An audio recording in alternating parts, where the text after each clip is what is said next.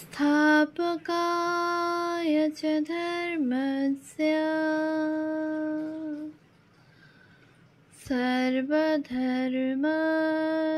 सर्वधर्मस्वरूपिणे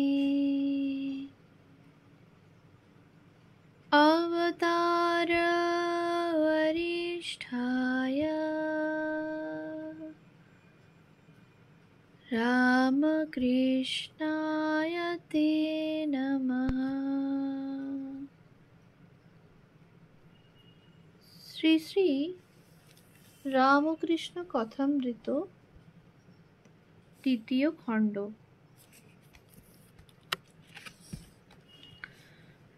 তব কথামৃতম তপ্ত জীবনম কবিভিরীড়িতম কল্মষাপহম শ্রবণমঙ্গলম শ্রীমদাততম ভুবি গৃহন্তি ये ভুরিদা জনাঃ।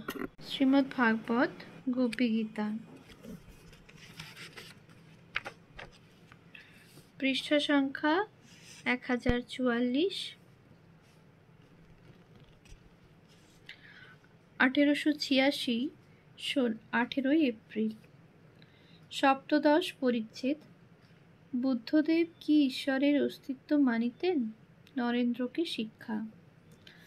বেলা 9টা হইয়াছে। ঠাকুর মাস্টারের সহিত কথা কহিতেছেন। ঘরে শশীও আছেন। শ্রী রামকৃষ্ণ মাস্টারের প্রতি।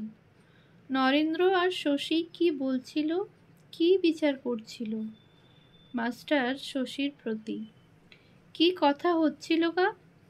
শশী। নিরঞ্জন বুঝি বলেছে? শ্রী রামকৃষ্ণ। ঈশ্বর নাস্তি অস্তি এইসব কি কথা হচ্ছিল? শশী সহাস্যে।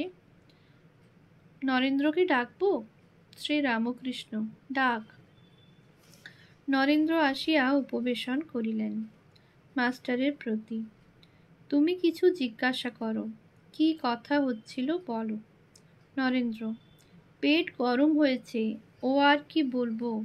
শ্রী রামকৃষ্ণ। সেরে যাবে। মাস্টার সহাস্যে। বুদ্ধ অবস্থা কিরকম? নরেন্দ্র। আমার কি হয়েছে তাই বলবো? মাস্টার। ঈশ্বর আছেন, তিনি কি বলেন? নরেন্দ্র। ঈশ্বর আছেন কি করে বলছেন? তুমিই জগৎ সৃষ্টি করছো। বার্কলে কি বলেছেন জানো তো? মাস্টার। হ্যাঁ, তিনি বলেছেন বটে। There is perceive. The existence of external objects depends upon their perception. যতক্ষণ ইন্দ্রিয়ের কাজ চলেছে ততক্ষণই জগৎ। পূর্বকথা তোতাপুরীর ঠাকুরকে উপদেশ, মনেই জগৎ। শ্রী রামকৃষ্ণ। ন্যাংটা বলতো মনেই জগৎ, আবার মনেতেই লয় হয়। কিন্তু যতক্ষণ আমি আছে ততক্ষণ সেব্য সেবকই ভালো। নরেন্দ্র মাস্টারের প্রতি। বিচার যদি করো তাহলে ঈশ্বর আছেন, কেমন করে বলবে? আর বিশ্বাসের উপর যদি যাও তাহলে সেব্য সেবক মানতেই হবে। তা যদি মানো আর মানতেই হবে, তাহলে দয়াময়ও বলতে হবে। তুমি কেবল দুঃখটাই মনে করে রেখেছ। তিনি যে এত সুখ দিয়েছেন তা ভুলে যাও কেন? তার কত কৃপা। 3টি বড় বড় জিনিস আমাদের দিয়েছেন। মানুষ জন্ম, ঈশ্বরকে জানবার ব্যাকুলতা আর মহাপুরুষের সঙ্গ দিয়েছেন। মনুষ্যত্বং মুমুক্ষুত্বং মহাপুরুষ সংশ্রয়া। সকলে চুপ করিয়া আছেন। শ্রী রামকৃষ্ণ নরেন্দ্রের প্রতি। আমার কিন্তু বেশ বোধ হয় ভিতরে একটি আছে। রাজেন্দ্রলাল দত্ত আসিয়া বসিলেন। হোমিওপ্যাথিক মতে ঠাকুরের চিকিৎসা করিতেছেন। ঔষধ আদির কথা হইয়া গেলে ঠাকুর অঙ্গুলি নির্দেশ করিয়া মনমোহনকে দেখাইতেছেন। ডাক্তার রাজেন্দ্র। উনি আমার মামাতো ভাইয়ের ছেলে। নরেন্দ্র নিচে আসিয়াছেন। আপনা আপনি গান গাহিতেছেন। সব দুঃখ দূর করিলে, দর্শন দিয়ে মহিলে প্রাণ। সপ্তলোক ভুলে শোক তোমারে পাইয়ে, কোথা আমি অতি দিনহীন। নরেন্দ্রের একটু পেটের অসুখ করিয়াছে। মাস্টারকে বলিতেছেন, প্রেম ভক্তির পথে থাকলে দেহে মন আসে, তা না হলে আমি কে? মানুষও নই, দেবতাও নই, আমার সুখও নাই, দুঃখও নাই। ঠাকুরের আত্মপূজা, সুরেন্দ্রকে প্রসাদ, সুরেন্দ্রের সেবা। রাত্রি 9টা হইল। সুরেন্দ্র প্রভৃতি ভক্তেরা ঠাকুরের কাছে পুষ্পমালা আনিয়া নিবেদন করিয়াছেন। ঘরে বাবুরাম, সুরেন্দ্র, লাট্টু, মাস্টার প্রভৃতি আছেন। ঠাকুর সুরেন্দ্রের মালা নিজে গলায় ধারণ করিয়াছেন। সকলেই চুপ করিয়া বসিয়া আছেন। যিনি অন্তরে আছেন ঠাকুর তাহারই বুঝি পূজা করিতেছেন। হঠাৎ সুরেন্দ্রকে ইঙ্গিত করিয়া ডাকিতেছেন। সুরেন্দ্র শয্যার কাছে আসিলে প্রসাদী মালা, যে মালা নিজে পরিয়াছিলেন, লইয়া নিজে তাহার গলায় পরাইয়া দিলেন। সুরেন্দ্র মালা পাইয়া প্রণাম করিলেন। ঠাকুর আবার তাহাকে ইঙ্গিত করিয়া পায়ে হাত বুলাইয়া দিতে বলিতেছেন।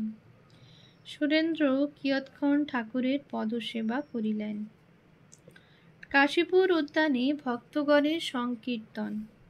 ঠাকুর যে ঘরে আছেন তাহার পশ্চিম দিকে একটি পুষ্করিণী আছে। এই পুষ্করিণীর ঘাটের চাতালে কয়েকটি ভক্ত খোল করতাল লইয়া গান গাহিতেছেন। ঠাকুর লাটুকে দিয়া বলিয়া পাঠাইলেন, তোমরা একটু হরিনাম করো। মাস্টার, বাবুরাম প্রভৃতি এখনো ঠাকুরের কাছে বসিয়া আছেন। তাহারা শুনিতেছেন, ভক্তেরা গাইতেছেন, হরি বলে আমার গৌর নাচে। ঠাকুর গান শুনিতে শুনিতে বাবুরাম, মাস্টার প্রভৃতিকে ইঙ্গিত করিয়া বলিতেছেন, তোমরা নিচে যাও, ওদের সঙ্গে গান করো আর নাচবে। তাহারা নিচে আসিয়া কীর্তনে যোগদান করিলেন।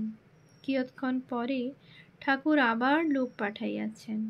বলেছেন, এই আখরগুলি দেবে, গৌর নাচতেও জানে রে, গৌরের ভাবের বালায় যায় রে, গৌর আমার নাচে দুই বাহু তুলে। কীর্তন সমাপ্ত হইল। সুরেন্দ্র ভাবাবিষ্ট প্রায় হইয়া গাইতেছেন, আমার পাগল বাবা, পাগলি আমার মা, আমি তাদের পাগল ছেলে, আমার মায়ের নাম শ্যামা। বাবা বববম বলে মদ খেয়ে মা গায়ে পড়ে ঢলে, শ্যামার এলোকেশ দোলে রাঙা পায়ে ভ্রমর গাজে, ওই নূপুর বাজে শোনো না। অষ্টাদশ পরিচ্ছেদ। নরেন্দ্র ও ঈশ্বরের অস্তিত্ব। ভবনাথ পূর্ণ সুরেন্দ্র। ঠাকুর শ্রী রামকৃষ্ণকে দর্শন করিয়া হীরানন্দ গাড়িতে উঠিতেছেন। গাড়ির কাছে নরেন্দ্র রাখাল দাঁড়াইয়া তাহার সহিত মিষ্টালাপ করিতেছেন। বেলা 10টা। হীরানন্দ আবার কাল আসিবেন। আজ বুধবার, 9ই বৈশাখ, চৈত্র কৃষ্ণা তৃতীয়া, 21শে এপ্রিল 1886। নরেন্দ্র উদ্যানপথে বেড়াইতে বেড়াইতে মনির সহিত কথা কহিতেছেন। বাটিতে মা ও ভাইদের বড় কষ্ট, এখনো সুবন্দোবস্ত করিয়া দিতে পারেন নাই, তজ্জন্য চিন্তিত আছেন। নরেন্দ্র, বিদ্যাসাগরের স্কুলের কর্ম আর আমার দরকার নাই। গয়াতে যাব মনে করেছি। একটা জমিদারির ম্যানেজারের কর্মের কথা একজন বলেছে। ঈশ্বর টিশ্বর নাই। মনি সহাস্যে, সে তুমি এখন বলছো, পরে বলবে না। সেপ্টিসিজম ঈশ্বর লাভের পথের একটা স্টেজ। এইসব স্টেজ পার হলে, আরও এগিয়ে পড়লে তবে ভগবানকে পাওয়া যায়, পরমহংসদেব বলেছেন। নরেন্দ্র, যেমন গাছ দেখছি অমনি করে কেউ ভগবানকে দেখেছে? মনি, হাঁ, ঠাকুর দেখেছেন। নরেন্দ্র, সে মনের ভুল হতে পারে। মণি, যে যে অবস্থায় যা দেখে সেই অবস্থায় তা তার পক্ষে রিয়ালিটি, সত্য। যতক্ষণ স্বপন দেখছো, একটা বাগানে গিয়েছো, ততক্ষণ বাগানটি তোমার পক্ষে রিয়ালিটি। কিন্তু তোমার অবস্থা বদলালে, যেমন জাগরণ অবস্থায় তোমার ওটা ভুল বলে বোধ হতে পারে, যে অবস্থায় ঈশ্বর দর্শন করা যায় সে অবস্থা হলে তখন রিয়ালিটি বোধ হবে। নরেন্দ্র, আমি ট্রুথ চাই। সেদিন পরমহংস মহাশয়ের সঙ্গেই খুব তর্ক করলাম। মণি সহাস্যে, কি হয়েছিল? নরেন্দ্র, উনি আমায় বলছিলেন, আমাকে কেউ কেউ ঈশ্বর বলে। আমি বললাম, হাজার লোকে ঈশ্বর বলুক, আমার যতক্ষণ সত্য বলে না বোধ হয় ততক্ষণ বলবো না। তিনি বললেন, অনেকে যা বলবে তাই তো সত্য, তাই তো ধর্ম। আমি বললাম, নিজে ঠিক না বুঝলে অন্য লোকের কথা শুনবো না। মণি সহাস্যে, তোমার ভাব কোপার্নিকাস, বার্কলে এদের মতো। জগতের লোক বলছে সূর্য চলছে, কোপার্নিকাস তা শুনলে না। জগতের লোক বলছে এক্সটার্নাল ওয়ার্ল্ড আছে, বার্কলে তা শুনলে না। তাই লিউইস বলেছেন, why was not Berkeley A philosophical Copernicus? Narendra, একখানা হিস্ট্রি অফ ফিলোসফি দিতে পারেন? মণি, কি লুইস? নরেন্দ্র, না, ইউবারউইক, জার্মান পড়তে হবে। মণি, তুমি বলছো সামনের গাছের মতন কেউ কি দেখেছে? তা ঈশ্বর মানুষ হয়ে যদি এসে বলেন আমি ঈশ্বর, তাহলে তুমি কি বিশ্বাস করবে?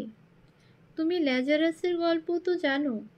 যখন ল্যাজারাস পরলোকে গিয়ে অ্যাব্রাহামকে বললে যে, আমি আত্মীয় বন্ধুদের বলে আসি যে সত্যই পরলোক আর নরক আছে, অ্যাব্রাহাম বললেন, তুমি গিয়ে বললে কি তারা বিশ্বাস করবে? তারা বলবে, কে একটা জোচ্চোর এসে এই সব কথা বলছে। ঠাকুর বলেছেন, তাকে বিচার করে জানা যায় না, বিশ্বাসেই সমস্ত হয়। জ্ঞান, বিজ্ঞান, দর্শন, আলাপ সব। ভবনাথ বিবাহ করিয়াছেন, তাহার অন্য চিন্তা হইয়াছে। তিনি মাস্টারের কাছে আসিয়া বলিতেছেন, বিদ্যাসাগরের নূতন স্কুল হবে শুনলাম, আমারও তো খ্যাটের জোগাড় করতে হবে, স্কুলের একটা কাজ করলে হয় না?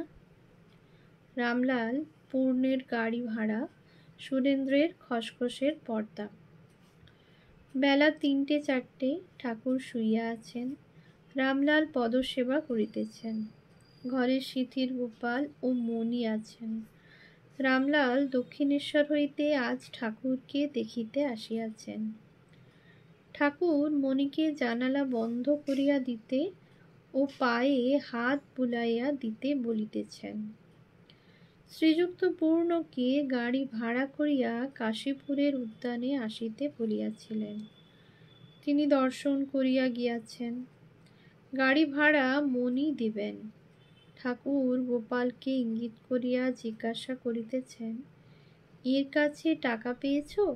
গোপাল, আজ্ঞা হাঁ। রাত ৯টা হইল।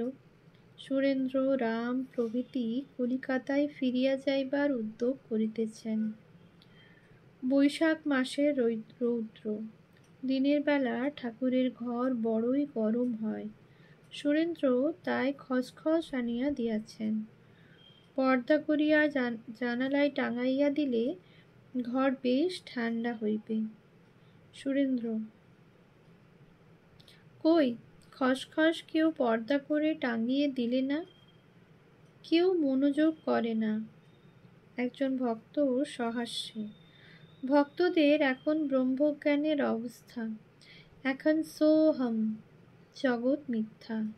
আবার তুমি প্রভু আমি দাস, এই ভাব যখন আসবে তখন এই সব সেবা হবে। সকলের হাস্য। ওম শান্তি শান্তি। शान्ति शान्तिः। हरिः ओम तत्सत्। श्रीरामकृष्णार्पणमस्तु।